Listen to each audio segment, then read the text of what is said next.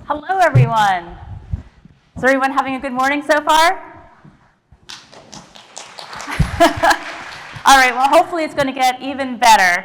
I'm Carla Garcia-Williams. I work with Visier. I was born in Philadelphia, not too very far from here, just a couple of blocks, to a family that was 3 generations in South Philadelphia. Anyone here from South Philly? All right, okay, some enthusiastic yeses.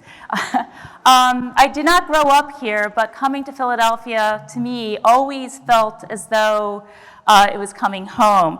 So as I was preparing for today's presentation, which, as you heard, is titled Unlocking Your HR Superpower, I was curious to find out which superheroes came from Philadelphia.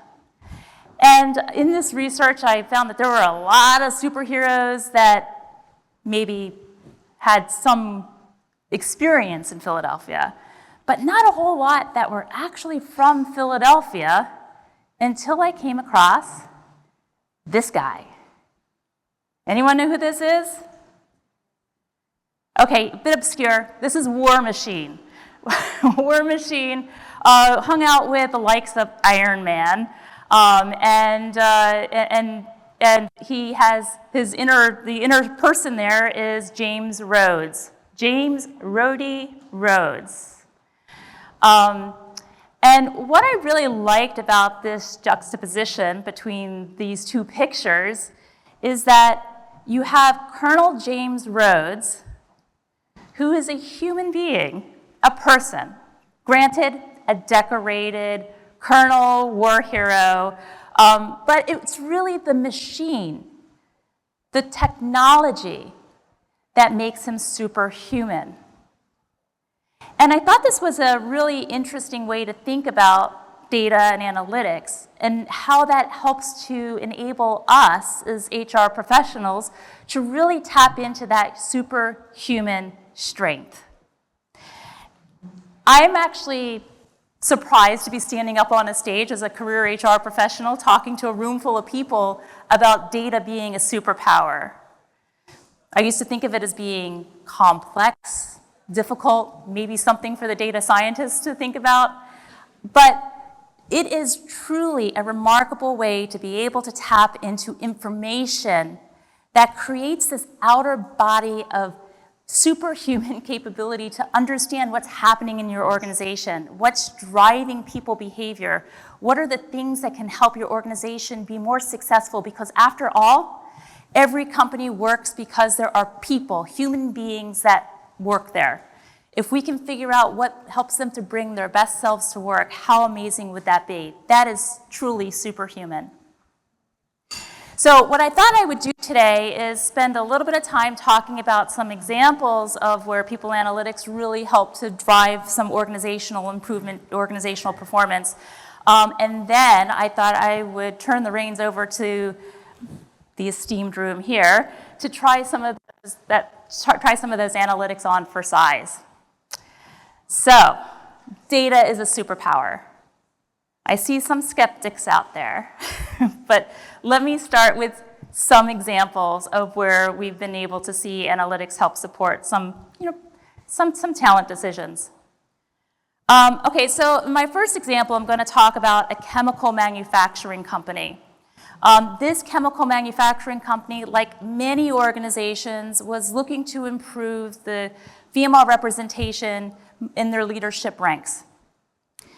They've made a very significant commitment to being able to do this, and they were having a very difficult time figuring out what they needed to do in order to truly improve representation in that leadership level.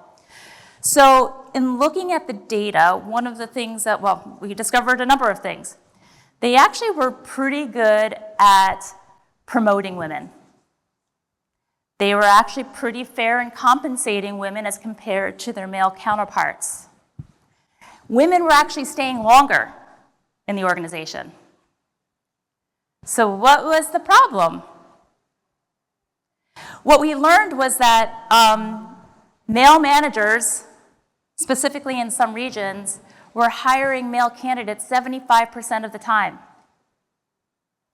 Their female manager counterparts were hiring about 50-50, but it was really hard to change representation when you're not bringing new diverse workers into the workforce. So what this allowed them to do was to be able to target some more unconscious bias training, and better yet, they were able to monitor progress over time to see if they were making improvements on bringing in new talent. All right. I'm going to talk about the second one. Might get a little bit complicated, but stay with me. So this is a high-tech manufacturing company. They were trying to understand what drives greater productivity. They manufacture these high-powered batteries for certain types of vehicles. So what they had a theory that people were taking their time off so that they could look for other jobs.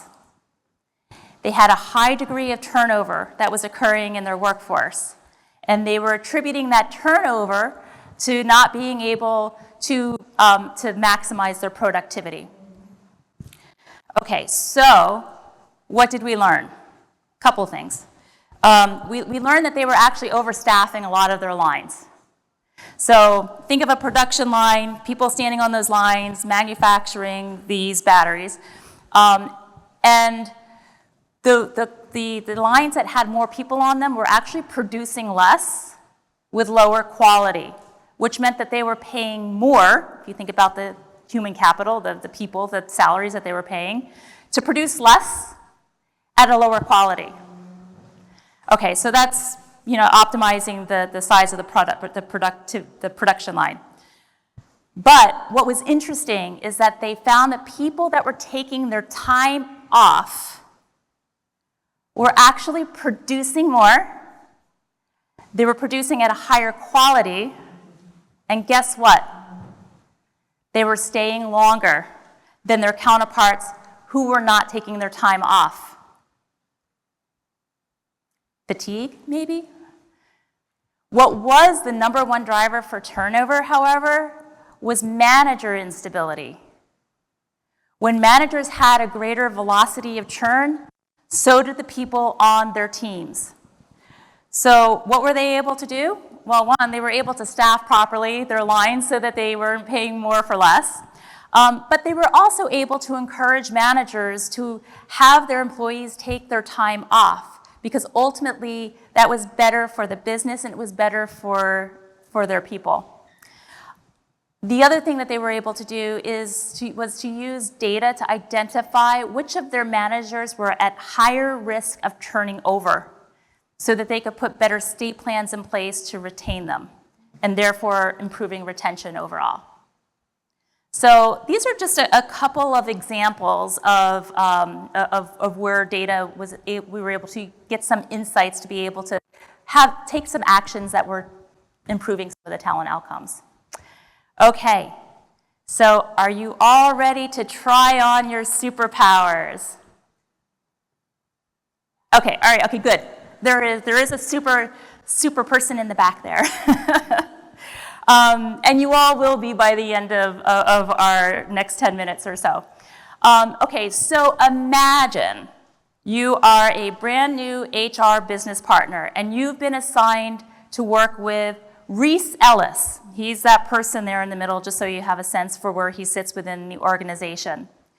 You work for a company that is a technology company, and you're getting ready to launch something that's new. You're gearing up to be able to launch a new product. Reese is responsible for making that happen. However, Reese is very concerned that there's a high degree of turnover that's happening in his organization. He doesn't know whether or not he's going to have the hands available to be able to make that work. Couple more things about Reese's organization. They have a really great development program. People who are graduating want to go work for this company. They have lots of applicants, who are recent college grads that want to be part of this company. He actually pays them below market to start because they have a very robust training program. It takes at least 9 months to onboard somebody that's new, and They have very strong mentorship, very strong development. After 2 years, they bumps up the salary. You've completed 2 years, now you're a productive member of the company, we're going to increase your pay. All right, so those are kind of, that's level setting the context here. Okay, so new HR business partner, help me stop the bleeding. What do I need to do in order to be able to make sure I have enough people to get this product out the door? So thankfully, you're an organization that has a tool, maybe something like Visier, and you go back to your desk and you start doing a little bit of analysis. The first thing that you look at is, do we have a turnover problem? Or does it just feel like maybe there's something going on? So what you see is blue is your organization. Blue sphere for your group, this technology group, is about 11.4% turnover if you look at the trailing 12 months. And you compare that to a benchmark for the industry. What are other technology firms, what does their retention rate look like, or what does their turnover rate look like? So they're at 17. Overall, the industry's at 17. You're at 11.2, still not great, but you're better than overall what's happening in the market. What do you do with this information? Does this mean anything? Do you have any other questions that you might want to ask?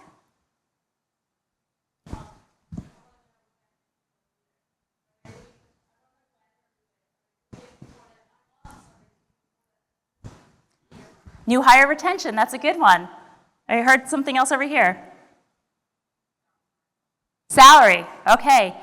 Hold on to your seats. Let's see what else we might be looking at. So overall, retention is below the average, but where's it actually happening?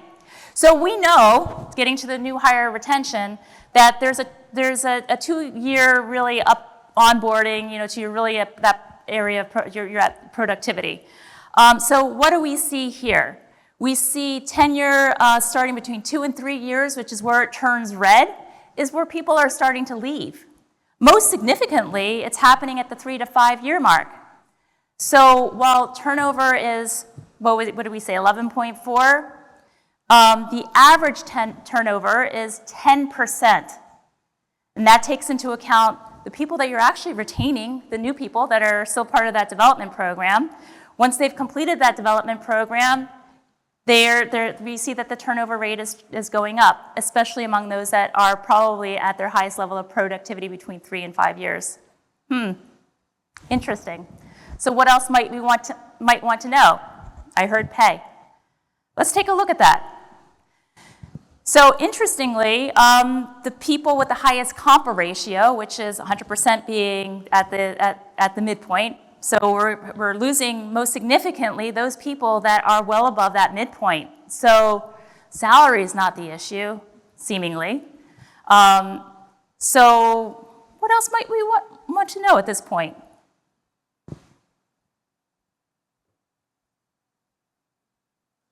How about exit reason? Why are people leaving? So this might be hard to see, but the number one reason that people are leaving is manager changes. Management changes. Now, okay, that could be, I've been working with this place for a while, perhaps, the instability with the managers, this might be pointing to, maybe this person doesn't know me, where I'm going in my career. Perhaps they were passed over for a promotion at that 3 to 5 year mark. Maybe. What other insights would you want to know in order to be able to complete the story? What's that? What are they leaving for, right? That's a good one. Anything else?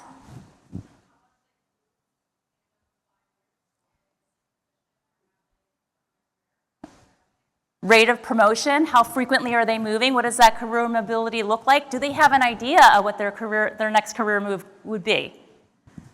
Good. How frequently are managers turning over? What does that instability rate look like? How can we be better at improving managers' effectiveness and maybe keeping managers longer? Good, very good questions. So, how many of you are doing these things today? Some. Okay, great. What would be preventing you from doing it all the time? What would be the pathways to overcome being able to have access to information and to be able to drive some of those stories?